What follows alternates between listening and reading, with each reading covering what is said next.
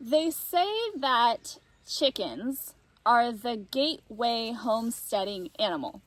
That once you get chickens, it'll spiral until you end up with a small hobby farm.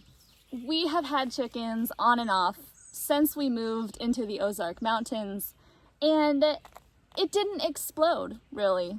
We started with some,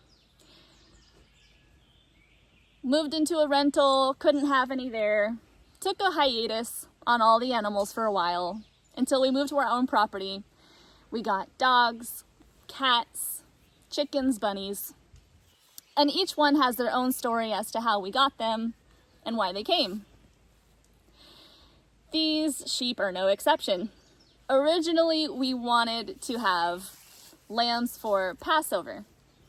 We celebrate the Feast of Passover, and the way we believe it's supposed to be done is you take a ram in his first year and you use that as your Passover meal.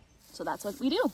But some years are harder than others when it comes to finding a ram that fits the bill. So we decided that eventually one day we want to start raising our own sheep. We wanted a male and 2 females. We wanted a variety of breeds. But I shook my finger at my husband and I said, "You're not allowed to get more animals until you set up infrastructure for it." We have just kind of thrown stuff together for chickens before, kind of did our best with limited funds for the bunnies, and learned a lot about what the best structure is for chickens and for bunnies and all of that. And the whole time, we've had issues with chickens escaping, dogs killing chickens, bunnies escaping, dogs mauling the bunnies and killing the bunnies. I'm seeing a through line here of the dogs being the perpetrators, but they're calmer now, they're better now. And we didn't have anything to have sheep. We didn't have a fence, we didn't have anything.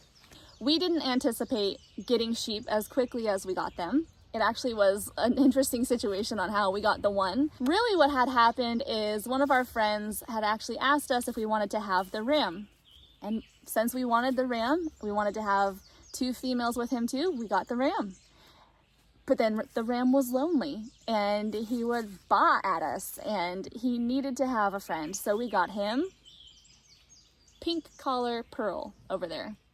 The way we got Pink Collar Pearl over there is my husband did some work on someone's car and they bartered. So he traded work on a car for Pearl. Then, not too long after that, he was working on somebody else's car and they did the same thing. They bartered. So that's how we got Lily here. Now, Rambo here, one of his parents is full St. Croix. The other one is St. Croix, Dorper, and Katahdin. Pearl, Pink Collar over there, is full St. Croix, and Lily here is, let me see, part Jacob's sheep and part Shetland sheep. Now, since she is a wool sheep, we're going to have to shear her once a year, so next spring is our first time shearing. That will be interesting.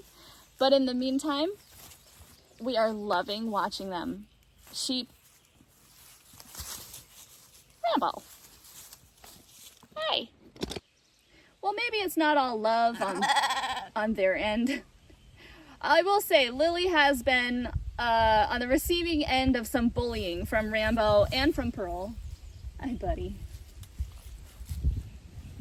So true to the gateway spiral that we have apparently fallen into, my husband is now saying that Lily needs to have a friend just like her so that maybe she won't be bullied so badly by these 2.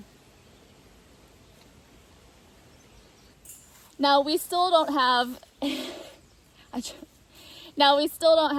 a permanent fenced off setup for them. This is actually my garden fence that we took apart, and my husband is moving it as a sheep tractor from spot to spot, which is great because they're likely not going to get parasites from eating grass tainted by their feces. It's going to help spread their manure on different spots of the property. And they're going to be getting nice fresh greens. We still will put them on those 20-foot long leashes we have if we need to put it in a spot where maybe this whole tractor setup won't reach. But in the meantime, this is really good for now. We have tons of overgrown greens all over the property, wild grass, weeds, wonderful things for them to eat. One thing I truly love and appreciate about sheep is that they each have their own personality. I guess like any animal would. I've noticed the same things with the chickens, with even the guineas. Some are more brave, some are more scaredy cats. And truly, I think the best part about petting sheep is how they wag their little tails when they're happy. Like big floofy dogs. Sheep are peaceful, they're happy, and they make the stress of your day just melt away. So get yourself some sheep.